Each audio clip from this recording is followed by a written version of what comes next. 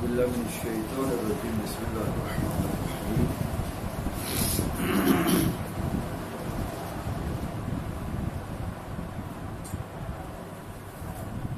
الحمد للہ رب العالمین والصلاة والسلام علی اشرف الانبیاء والمرسلین وعلی آلہ الطیبین الطاہرین۔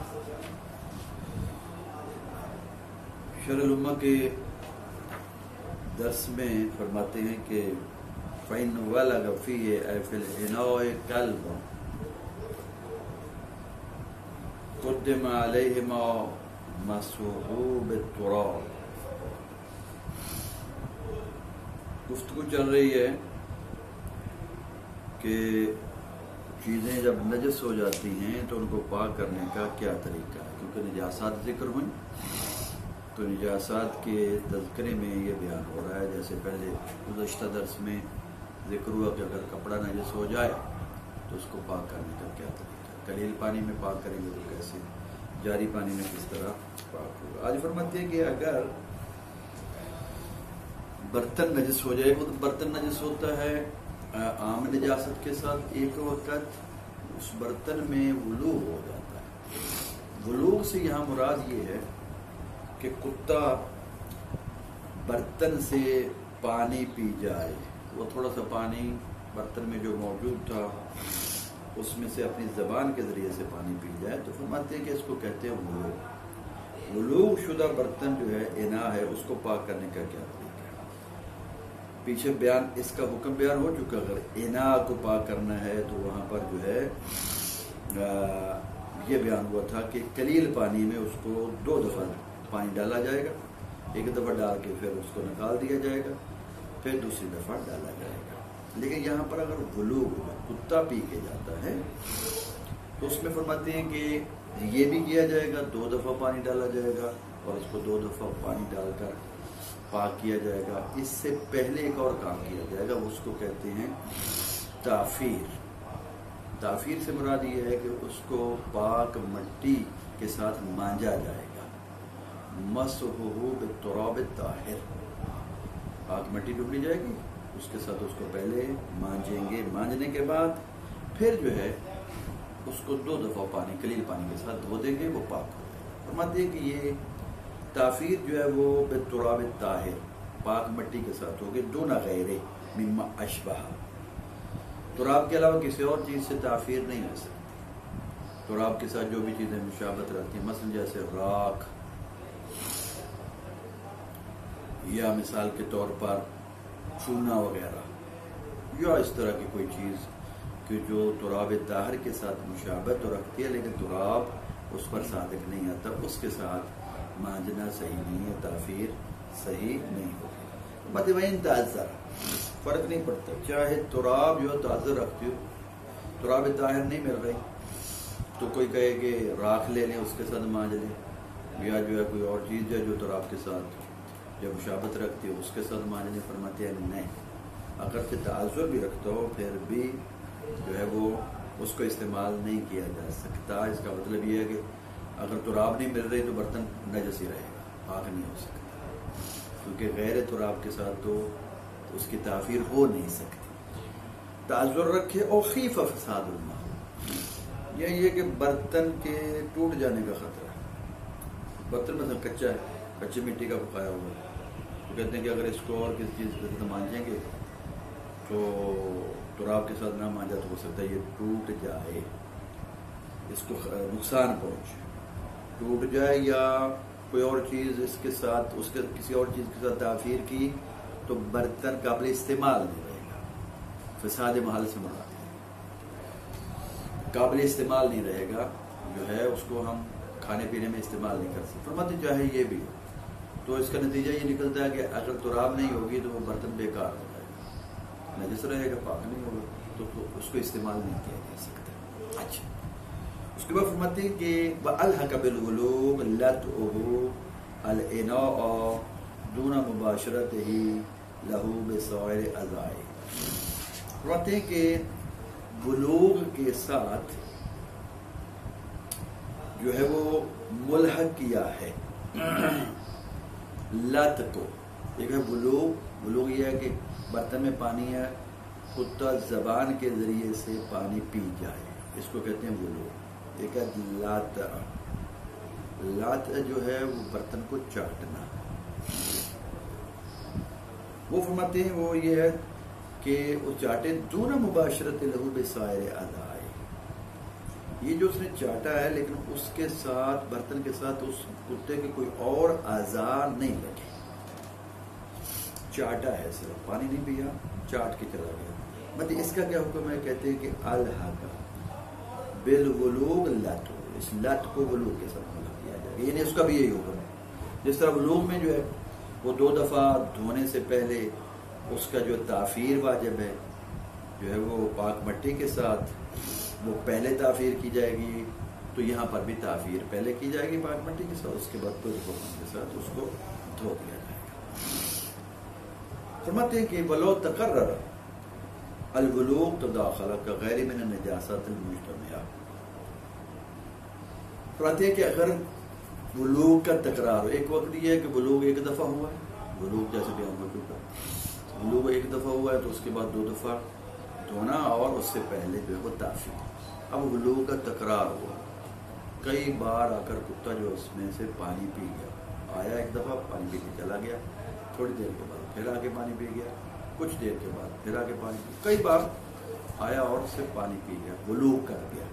تو مطلب اگر ولوغ کا تداخل ہو جائے تو پھر کیا کیا جائے گا؟ ہر ولوغ کے لیے علیحدہ حکم کہ اس کو ہر ولوغ کے لیے 2 بار دھویا جائے، اس سے پہلے مٹی، پاک مٹی کے تراب کے ساتھ اس کو مانجا جائے، یعنی تداخل کیا جائے۔ فرماتے نہیں، کئی دفعہ جو ہے تھوڑے تھوڑے فرق کے ساتھ، تھوڑے تھوڑے وقت کے بعد آ کر اس نے ولوغ کیا ہے، تو آخر میں جتنی دفعہ ولوغ ہوا ہے آخر میں ایک ہی دفعہ اس کو ایک بار دھونا ہوگا، 2 مرتبہ، تو 2 مرتبہ دھونے سے پہلے جو تعفیر کر دی جائے تو یہ سب ولوغ کی طرف سے جو ہے وہ طہارت ہو جائے گی، بار بار دھونے کی ضرورت نہیں۔ فرماتے ہیں کہ یہ تو تھا کہ ولوغ پہلے کر گیا اس کے بعد دھونا۔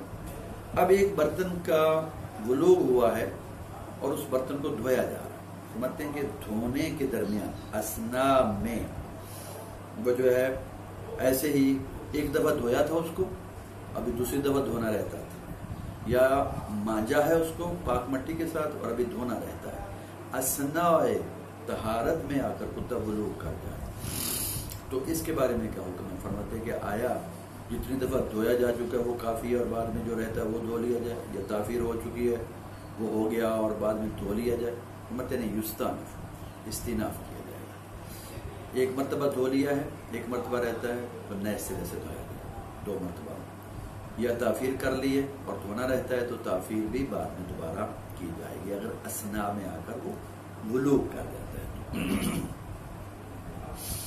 ولو غسلہ فی الکثیر کفت المرہ بعد التعفیر، فرماتے ہیں یہ تو تھا کہ اگر کتا ولوغ کر جائے یا لت کر جائے تو اس کے لیے یہ حکم ہے کہ اس کو قلیل پانی میں 2 مرتبہ دھویا جائے گا اور تعفیر کی جائے گی۔ فرماتے ہیں کہ یہ تو تھا قلیل پانی میں دھونے کا، پاک کرنے کا طریقہ۔ اب اگر کثیر پانی میں اس برتن کو دھویا جائے جس میں کتا ولوغ کر کے گیا ہو تو اس کا کیا حکم ہے؟ فرماتے ہیں اس میں کثیر پانی میں پاک کرنے کا طریقہ جو یہ نہیں ہے جو قلیل پانی کے ساتھ پاک کرنے کا طریقہ تھا، بلکہ کثیر پانی میں یہ ہے کہ صرف ایک ہی مرتبہ جو ہے وہ کثیر پانی میں اس کو ڈبو دیا جائے گا، ڈبو کے نکال دیا جائے گا، لیکن تعفیر پھر بھی ہے، پہلے تعفیر کی جائے گی تراب طاہر کے ساتھ اور تعفیر کے بعد پھر اس کو ایک ہی دفعہ ڈبویا، جب پانی جو ہے وہ کثیر پانی سارے نجس تک پہنچ جائے، نجاست تک پہنچ جائے تو فرماتے ہیں کہ اور جو ہے وہ زوال عین نجاست بھی ہو جائے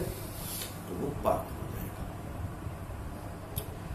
فرماتے ہیں کہ وہ یستحب الصبغ بالماء فیہ فی الولوغ خروجا من خلاف من اوجبہ۔ مصنف علیہ الرحمہ فرماتے ہیں کہ یہ جو قلیل پانی کے ساتھ ولوغ والے برتن کو 2 دفعہ دھونے کا حکم دیا ہے یہ تو واجب ہے، لیکن فرماتے ہیں مستحب یہ ہے کہ ولوغ والے برتن کو 7 دفعہ دھویا جائے، پانی کے ساتھ 7 مرتبہ اس کو دھونا چاہیے، اور یہ 7 مرتبہ دھونا جو ہے یہ استحباب رکھتا ہے۔ کیوں یہ استحباب کا حکم کیوں ہے 7 مرتبہ دھونے کا ولوغ؟ فرماتے ہیں اس کی وجہ جو ہے وہ یہ ہے کہ ہمارے ایک فقیہ جو ابن جنید ہیں، جو اصل میں پہلے جو ہے وہ اہل سنت سے تھے، بعد میں جو ہے وہ باپسیرت ہوئے اور شیعہ بنے، بہت بڑے پائیدار ایک پائے کے فقیہ تھے. وہ قائل ہیں کہ 7 بلوغ والے برتن کو 7 مرتبہ دھونا واجب ہے. قلیل پانی کے ساتھ اگر آپ نے اس کو پاک کرنا ہے تو وہ وجوب کے قائل ہیں. لہذا فرماتے ہیں مصنف نے، شارح لہرہ میں فرماتے ہیں مصنف نے جو ہے یہ 7 مرتبہ بلوغ والے برتن کو دھونے کا حکم جو دیا ہے کہ مستحب ہے، یہ استحباب کا حکم اس لیے دیا ہے تاکہ ابن جنید جیسے پائے کے فقیہ کی مخالفت نہ ہو. وہ کیونکہ وجوب کے قائل ہیں تو مصنف نے دیکھا کہ اگر ہم صرف 2 مرتبہ دھونے کے وجوب کے قائل ہوئے اور وہ 7 مرتبہ دھونے کے وجوب کا قائل ہے تو مخالفت ہو جائے گی.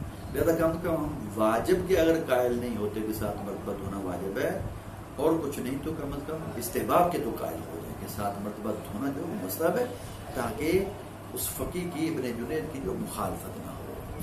کیونکہ فقہاء ایک دوسرے کا احترام کرتے ہیں اور مخالفت سے جو ہیں وہ بچنے کی کوشش کرتے ہیں. لہذا اس لیے مستحب 7 مرتبہ دھونا وضو کیے ہوئے برتن کو، اور یہ مستحب ہے. وقضا یستحب السب فی الفارۃ والخنزیر. فرماتے اسی طرح جس طرح وضو والے برتن کو 7 مرتبہ دھونا مستحب ہے مصنف کے نزدیک اور ابن جنید کے نزدیک 7 مرتبہ دھونا واجب. فرماتے اسی طرح اگر فارہ اور خنزیر یعنی چوہا اور کتا، یہ تو کلب کی بات ہے نا، کتا کر جائے تو اب یہ فارہ اور خنزیر یعنی چوہا اور خنزیر سور، یہ اگر آ کے وضو کر جائے برتن میں سے پانی پی جاتا ہے، انا سے برتن سے پانی پی جائیں یا چوہا یا خنزیر، تو فرماتے ہیں کہ ان میں بھی یہ ہے کہ مستحب ہے 7 مرتبہ دھونا قلیل پانی کے ساتھ، اور 2 مرتبہ دھونا واجب مصنف کے نزدیک، اور 7 مرتبہ دھونا جو ہے وہ مستحب. کتے میں بھی 2 مرتبہ دھونا واجب، 7 مرتبہ دھونا مستحب. چوہے میں بھی اسی طرح، خنزیر میں بھی اسی طرح. کیوں؟ فرماتے ہیں کہ یہ جو 7 مرتبہ دھونے کا حکم دیا ہے چوہے کے لیے اور جو ہے وہ خنزیر کے لیے، اس لیے کہ للامر بہا فی بعض الاخبار، کہ بعض اخبار بعض روایات میں اس 7 مرتبہ دھونے کے بارے میں حکم پایا جاتا ہے، ملتا ہے. بعض روایات میں یہ 7 مرتبہ کا حکم ہے. کیونکہ فرماتے ہیں اگر حکم ہے، امر ہے 7 مرتبہ دھونے کا، تو پھر وجوب کا حکم کیوں نہیں دیا کہ 7 مرتبہ دھونا جو واجب ہے؟ مستحب کیوں کہا؟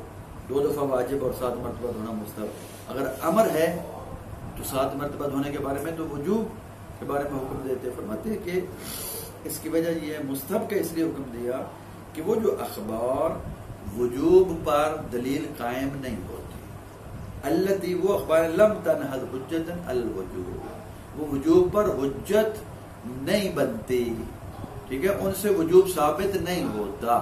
اس لیے جب ان سے وجوب ثابت نہیں ہوتا، ان کی دلالت وجوب پر نہیں ہے، تو اس لیے فرماتے ہیں کہ ان کا مطلب امر پایا جاتا ہے، تو امر کو دیکھتے ہوئے جو ہے وہ استحباب کا حکم لگا دیا کہ 7 مرتبہ دھونا جو ہے وہ مستحب ہے. تو مقتضى اطلاق العبارات الاجتزاء فيما بالمرتين كغيره. اور فرماتے ہیں کہ مصنف کی عبارت کا جو اطلاق ہے وہ کس چیز کا تقاضا کرتا ہے؟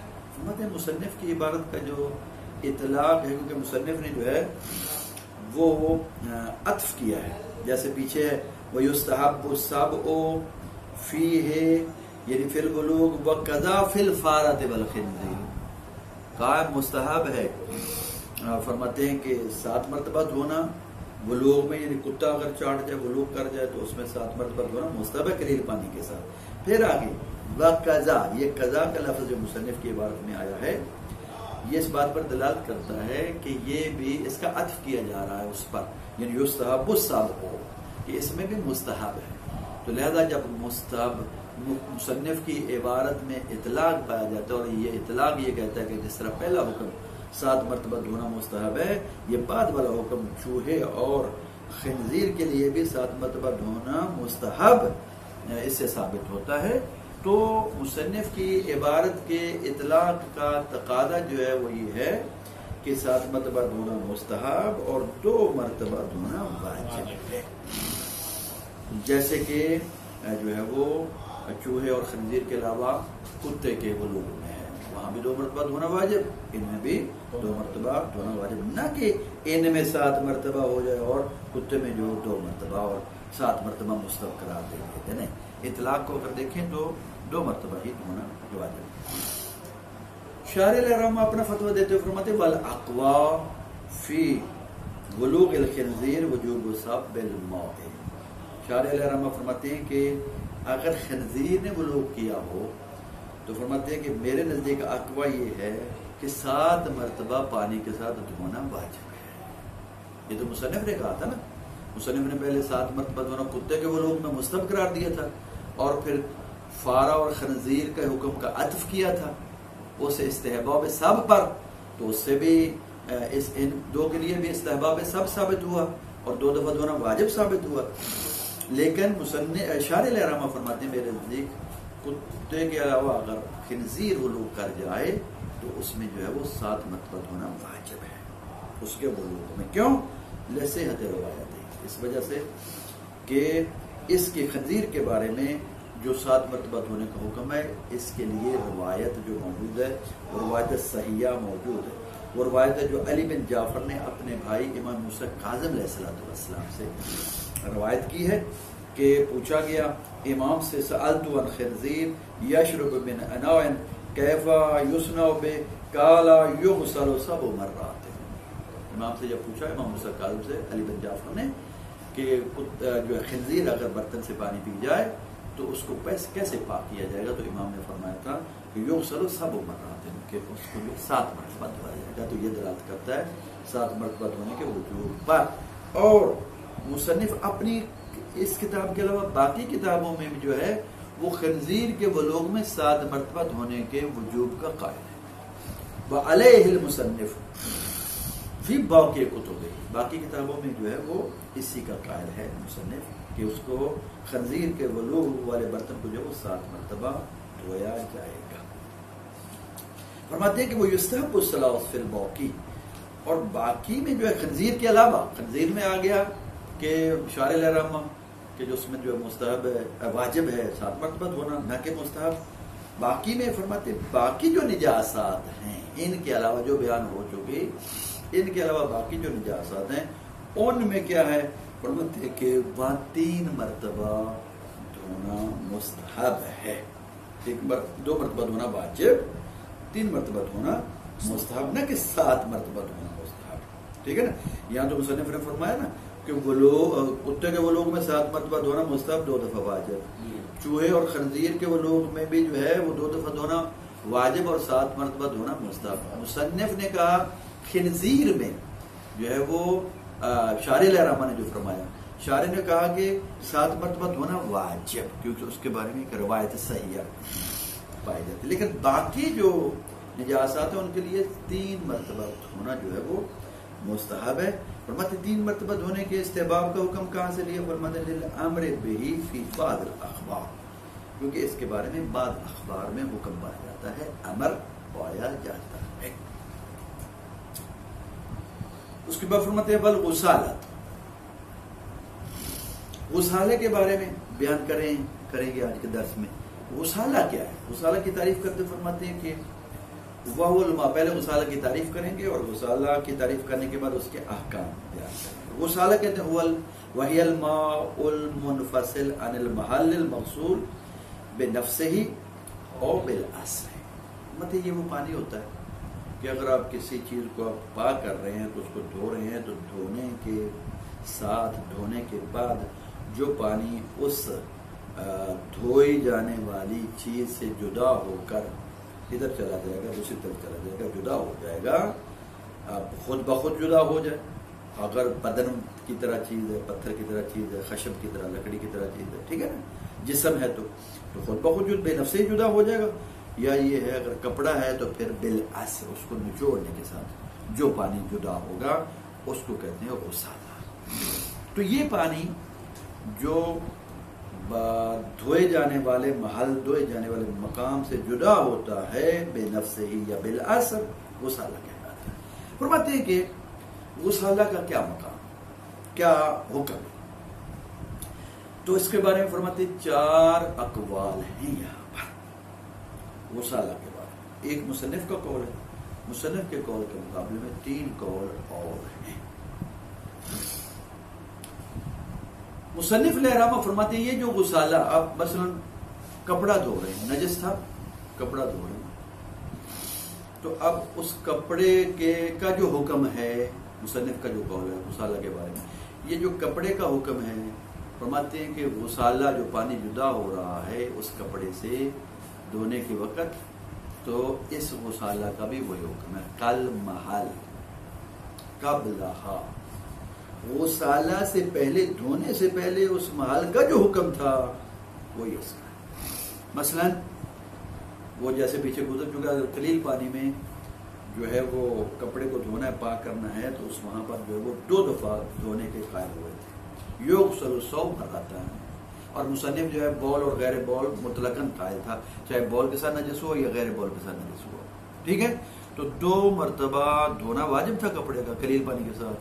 فرماتے ہیں کہ اب یہ جو غسالہ ایک دفعہ دھویا تو پانی جو باہر سے نکلا ہے نچوڑنے کے بعد یا نچوڑنے کے بغیر بھی کچھ نکل رہا ہے, تو یہ غسالہ کیا حکم رکھتا ہے. فرماتے ہیں دھونے سے پہلے اس محل کا, اس کپڑے کا جو حکم تھا وہی محل کا 2 دفعہ دھونے کا حکم تھا. یہ جو غسالہ ہے اگر یہ کسی کو لگ جائے, غسالہ کو تھوڑا پاک کرنا ہے ہم نے, غسالہ تو پاک ہونے والی چیز نہیں ہے, ٹھیک ہے نا.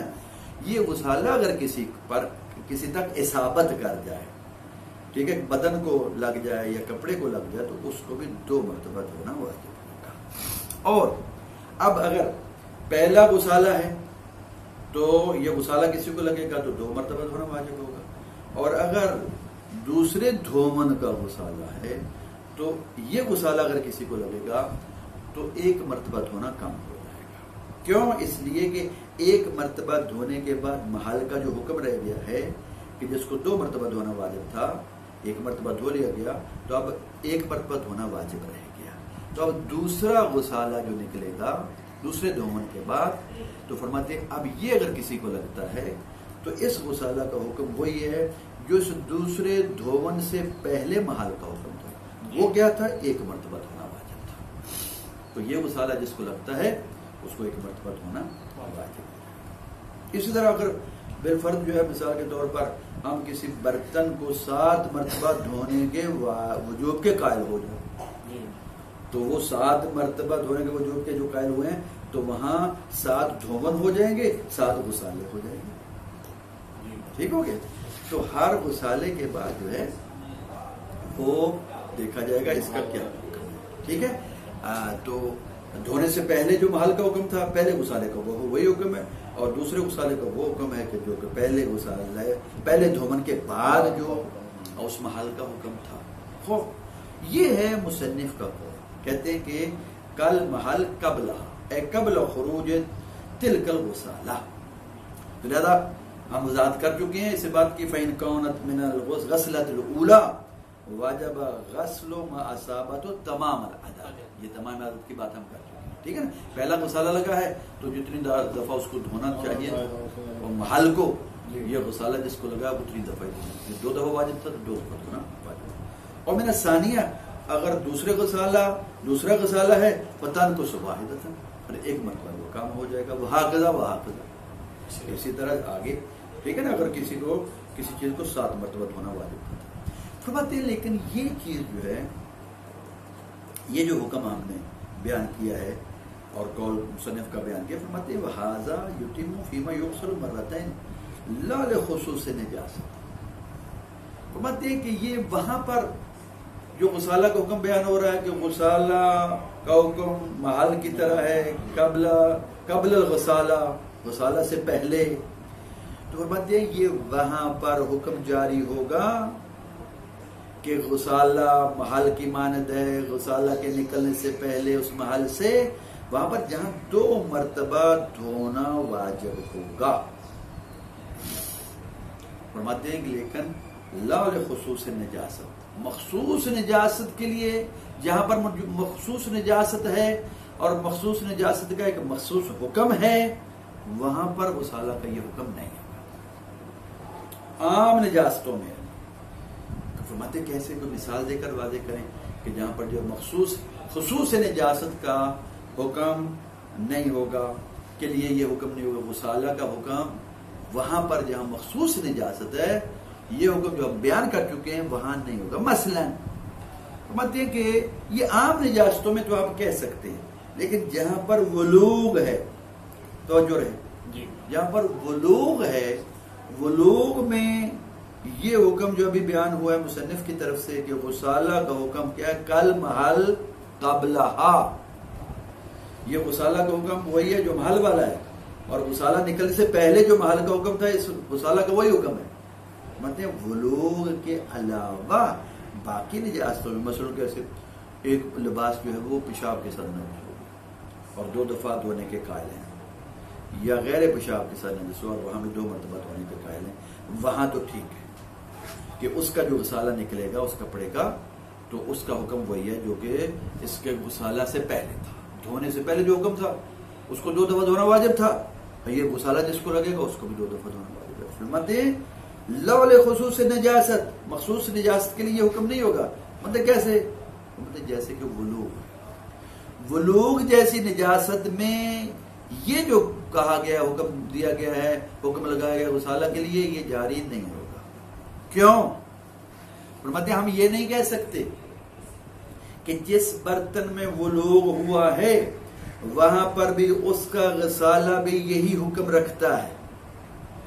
کون سا حکم؟ یعنی کل محل قبلہ کہ جو محل کا حکم تھا غسالہ نکلنے سے پہلے ٹھیک ہے. ہم کیا مثلا جس برتن کو کتا ولوغ کر گیا ہو اس کا کیا حکم تھا 2 مرتبہ مٹی کے معنی نا پھر 2 مرتبہ اس کو دھونا پانی کے قلیل پانی کے ساتھ.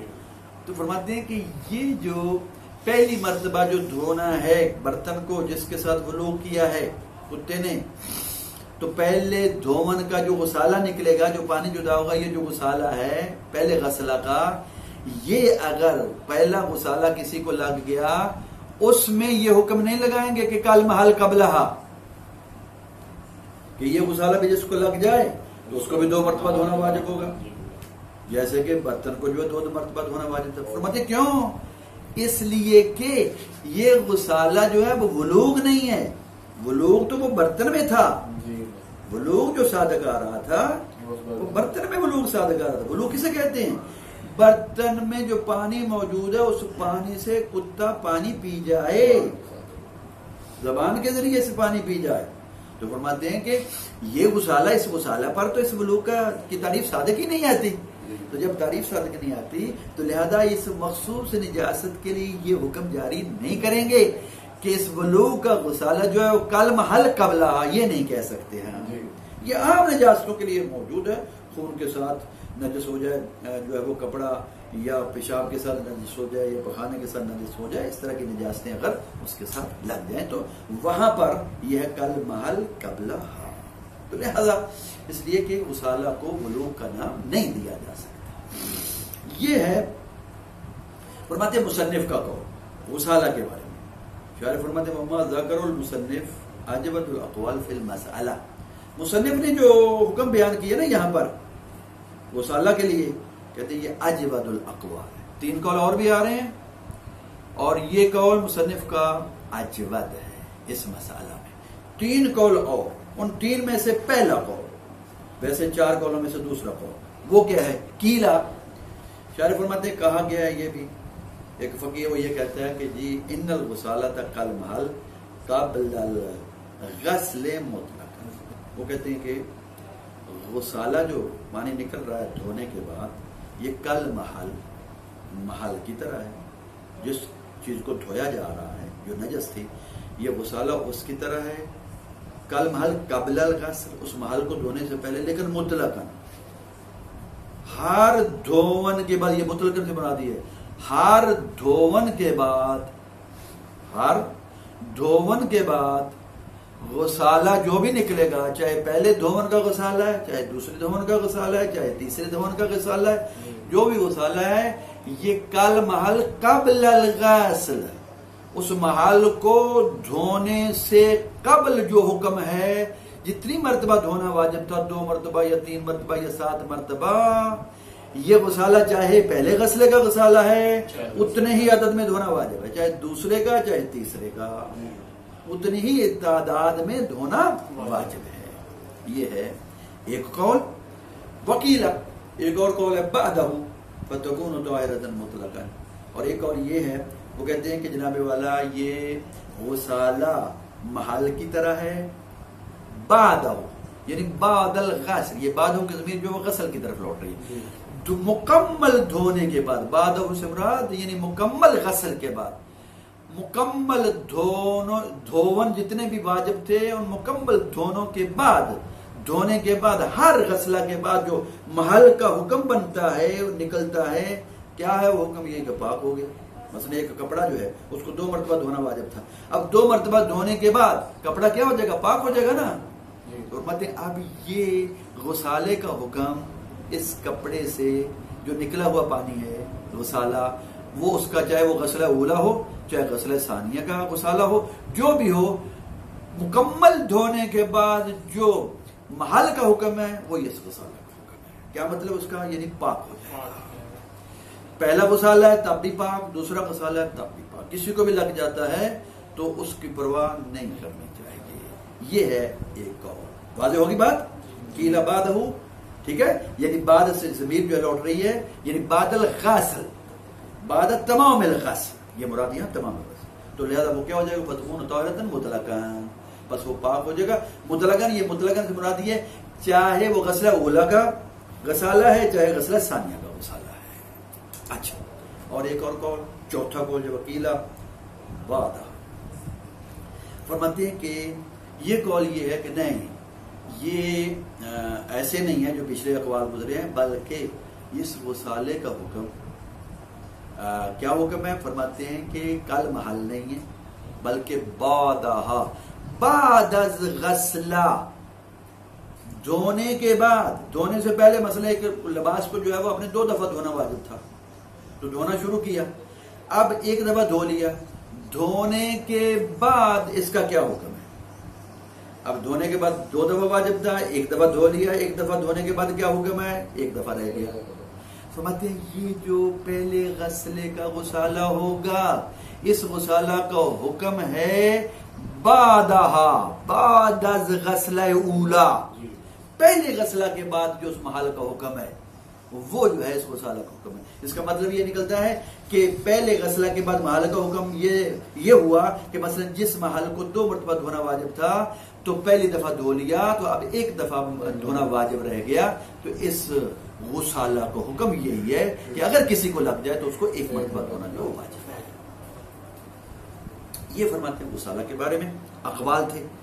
اس کے بعد فرماتے ہیں کہ یہ جو غسالہ کی بات ہو رہی تھی کہ غسالہ نجس ہے، اس کے بارے میں کیا حکم ہے، تو 4 اقوال بیان ہوئے۔ فرماتے ہیں یہ غسالہ نجس چیز کو دھو رہے ہیں تو اس سے نکلا ہوا پانی جو ہے وہ غسالہ ہے۔ فرماتے ہیں یستثنیٰ من ذالک، یہ جو احکام بیان ہوئے غسالہ کے لیے، اس سے استثناء کیا گیا مائع استنجا کا۔ جو استنجا کا پانی جو ہوتا ہے، آپ مقام پیشاب کو دھو رہے ہیں، مقام پخانہ کو دھو رہے ہیں، تو اس کو وہ جو پانی نکل رہا ہے یا پانی جو استعمال کر رہے ہیں وہ مائع استنجا ہے۔ مطلب استنجا کا پانی، استنجا جو کر رہے ہیں تو اس کا جو غسالہ ہے اس کا کیا حکم ہے؟ فرماتے ہیں طاہر مطلقاً، وہ طاہر ہے مطلقاً۔ سمجھ آ گئی؟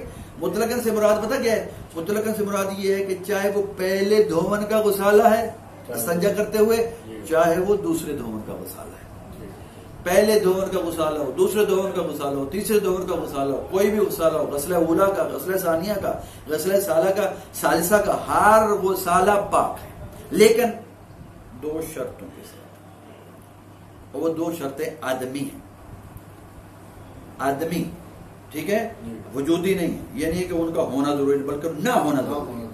پہلی شرط معلوم تتغیر بالنجاست، یہ ہے کہ یہ جو غسالہ مائع استنجا کرتے ہوئے جو پانی جدا ہو رہا ہے، غسالہ بن رہا ہے، اس غسالہ کو جو ہے وہ نجاست نے متغیر نہ کر دیا ہو، نجاست کی وجہ سے اس پانی کا رنگ بو ذائقہ تبدیل نہ ہوا، ٹھیک ہے، تو نجاست کی وجہ سے اس میں تغیر پیدا نہیں ہوا، تو یہ غسالہ اس کے چھینٹے آپ کے بدن پر پڑ رہے ہیں، آپ کے لباس پر پڑ رہے ہیں، کسی چیز پر بھی اگر قریب پڑے وہ لوٹے پر پڑ رہے ہیں، ٹھیک ہے، تو فرماتے ہیں اس کو پاک سمجھو، یہ پہلی ادبی شرط۔ لیکن اگر اس میں جو ہے اس میں تغیر پیدا کر دیا نجاست کی وجہ سے، جو پخانہ آپ دھو رہے ہیں، جو پیشاب آپ دھو رہے ہیں، وہ اس میں شامل ہو کے آ رہا ہے، تو پھر نجس ہو جائے گا۔ خوب دوسری ادبی شرط معلوم تتغیر بنجاست، دوسری معلم، یہاں پہ اور تصب سے پہلے جو ہے یہ لم ہے، معلم تصب بنجاست خارجۃ عن حقیقت الحدث المستنجى منه او محلہ۔ فرماتے ہیں کہ یہ ہے کہ جو پانی استنجے کا ہے اس سے جو غسالہ جدا ہو رہا ہے، اس تک نجاست خارجی نہ لگے اس غسالہ کو۔ وہ نجاست خارجی کہاں سے؟ خارجہ عن حقیقت الحدث المستنجى منه، یہ جو حدث ہے جس سے آپ استنجا کر رہے ہیں، اس کی حقیقت سے خارج کوئی اور نجاست، ایک وقت لگتا ہے پخانہ غسالہ کو یا پیشاب، ٹھیک ہے نا، ایک وقت یہ ہے کہ نہیں پیشاب یا پخانہ نہیں ہے، پیشاب اور پخانے کے علاوہ اندر سے خون آ رہا ہے، پیشاب اور پخانہ نہیں ہے، حقیقت یاد میں آپ دھونا چاہ رہے ہیں پخانے کو لیکن ساتھ خون لگ رہا ہے، مقام حدث سے نکل رہا ہے، ٹھیک ہے، اچھا خارجہ حقیقت الحدث، حقیقت حدث سے خارج ہے، یعنی پخانہ نہیں ہے، پیشاب نہیں ہے نجاست وغیرہ خون، حدث مستنجا میں ہو، وہ مستنجا جس سے آپ استنجا کر رہے ہیں، تو خون لگ جائے اگر، اور اس غسالہ کو خون لگ کے آپ کے بدن پر اس کے چھینٹے پڑ رہے ہیں یا لباس پر پڑ رہے ہیں تو تب بھی نجس ہو جائے، لیکن اگر نہیں ہے تو پاک۔ یا فرماتے ہیں کہ اس مقام مستنجا من ہو سے کوئی اور نجاست خارجیہ نہیں نکل رہی بلکہ محل استنجا سے خارج ہے۔ وہ کیسے؟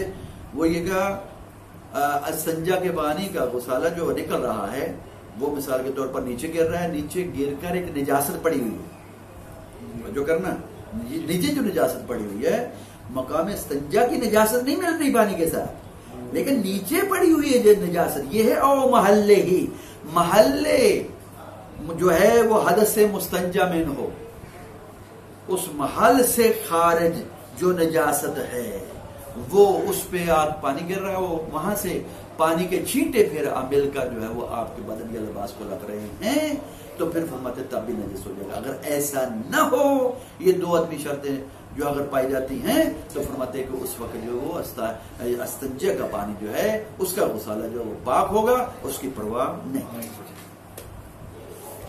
فَإِنْ وَلَغَ فِيهِ یا فِي الْإِنَاءِ، عبارت کا ترجمہ کریں گے، فرماتے پس اگر ولوغ کر جائے فیہ یعنی اناء میں، کلبن کتا، بیان ولوغ کی تعریف کریں بیان شارب مما فیہ بلسانے، یہ کہ پانی پی جائے وہ کتا، مما فیہ اس میں سے کہ فیہ جو اس اناء میں موجود ہو پانی، بلسانی اپنی زبان کے ذریعے سے، قدم علیہما تو مقدم کیا جائے گا، علیہما یعنی اے علی الغسلتین دو دھونے پر، بالماء جو پانی کے ساتھ آپ دھوئیں گے دو دھونے، اس پر مقدم کیا جائے گا، مسحوہ بالتراب کہ اس کو جو مانجا جائے گا مٹی کے ساتھ، الطاہر جو کہ پاک ہوگی، دونہ غیر ہی تراب کے غیر جو ہے اس کے ساتھ اس کو نہیں مانجا جائے گا، مما اشبہہ وہ ان چیزوں میں سے کہ جو تراب کے ساتھ شباہت رکھتی ہیں، وَإِن تَعَذَّرَ اور اگر تعذر کر جائے یعنی مٹی نہ مل رہی ہو، اور خیف فساد المحل یا فرماتے ہیں کہ محل جو ہے وہ فاسد ہو جائے،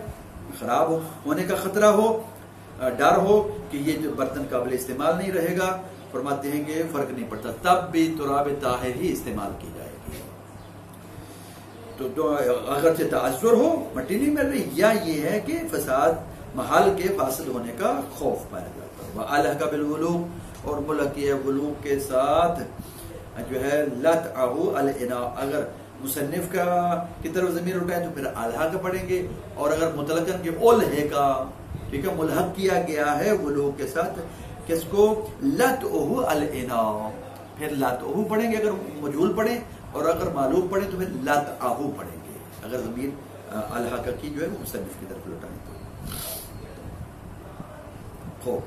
یہ کہ کتا جو ہے وہ لت کر جاتا ہے برتن سے، دونوں مباشرت ہی لو بسائر اعضائہ، کتا جو ہے وہ مباشرت نہیں کرتا، مباشرت کی ضمیر قلب کی طرف لوٹ رہی ہے، لہو کی ضمیر جو ہے وہ انا کی طرف، اور پھر بسائر اعضائہ کی ضمیر جو ہے یہ بھی قلب کی طرف لوٹ رہی ہے، بغیر اس کے کہ کتے کے باقی اعضاء سے جو ہے وہ برتن کو لگے. ولو تقرر ولوغ تداخل کغیر من النجاسات المجتمعہ، فرماتے ہیں اگر کتا جو ہے وہ ولوغ کا تکرار کر جاتا ہے، ولوغ کا تکرار ہو جائے تو تداخلا، تو تداخل کیا جائے گا، کا غیر ہی، فرماتے ولوغ کے علاوہ جیسے غیر ولوغ ہیں باقی نجاسات میں سے جو کہ مجتمع اکٹھی اگر ہو جائیں، ایک کپڑے پر پیشاب بھی لگا ہے، پخانہ بھی لگا ہے، خون بھی لگا ہے، تو یہ نہیں ہے کہ پیشاب کے لیے علیحدہ دھویا جائے گا اور جو ہے پخانے کے لیے علیحدہ دھویا جائے گا اور پھر جو ہے وہ اس کے لیے خون کے لیے علیحدہ دھویا جائے گا، یہ نہیں، بلکہ ایک جتنی مرتبہ دھونا واجب ہے وہ سب کے لیے وہ دھو لیا جائے گا. وفی الاسناء، اور اگر اسناء ولوغ میں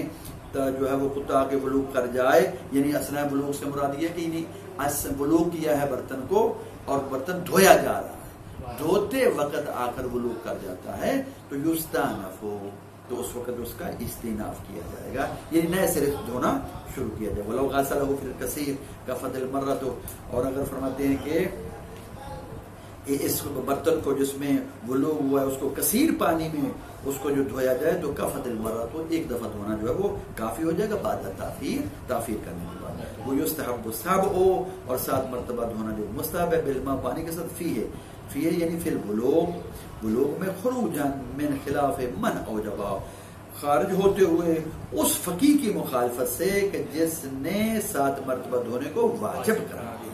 وقت اس طرح یستحب السبع فی الفارۃ والخنزیر، مستحب 7 مرتبہ دھونا چوہے میں اور خنزیر میں، للامر بہا، کیونکہ 7 مرتبہ دھونے کا حکم آیا فی بعض الاخبار، بعض اخبار میں، التی، وہ اخبار کے لم تنہض حجتاً، جو دلیل قائم نہیں ہوتی علی الوجوب، وہ مقتضی اطلاق کی عبارت، اور مصنف کی عبارت کے اطلاق کا جو مقتضی ہے وہ یہ ہے کیا، الاجتزاء فیہما بالمرتين، کہ اس فارہ اور خنزیر میں جو ہے وہ اکتفا کیا جائے گا ان دونوں میں، بالمرتين، 2 مرتبہ دھونے کے ساتھ، کا غیرہما، ان کے غیر میں جیسے کیا گیا ہے. والاقوى، شارح فرماتے اقوى یہ ہے فی بلوغ الخنزیر، خنزیر کے بلوغ میں، وجوب السعب بالماء، کہ پانی کے ساتھ جو ہے وہ 7 مرتبہ اس کو دھویا جائے گا، لصحت روایت ہی، کیونکہ اس وجوب سب کے بارے میں جو روایت ہے وہ روایت صحیح ہے. والے مصنف باقی کتب ہی، اور مصنف بھی اسی پر ہیں باقی کتابوں میں. وہ یستحب الصلاۃ فی الباقی، اور فرماتے ہیں مستحب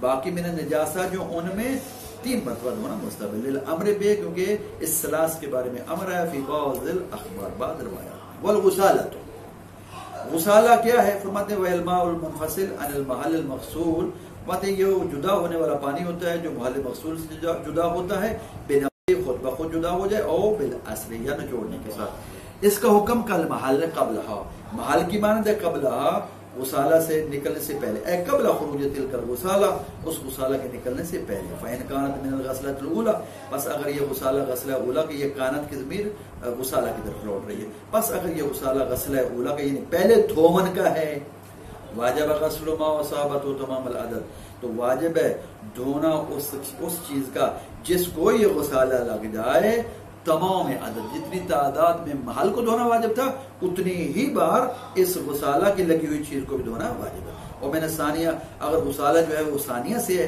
یعنی غسلہ ثانیہ سے ہے، فتن کو سو واحدتاً، تو ایک کام ہو جائے گا، وہاکذا. اور اس طرح فرماتے ہیں اگر جو ہے کسی چیز کو 3 مرتبہ دھونا واجب تھا تو وہ جو ہے وہ اگر وہ تیسرے غسلے کا غسالہ ہے، یوں جب حکم ہو تو اس کو حکم ہے بلوغ جو وہ واجب نہیں ہوگا.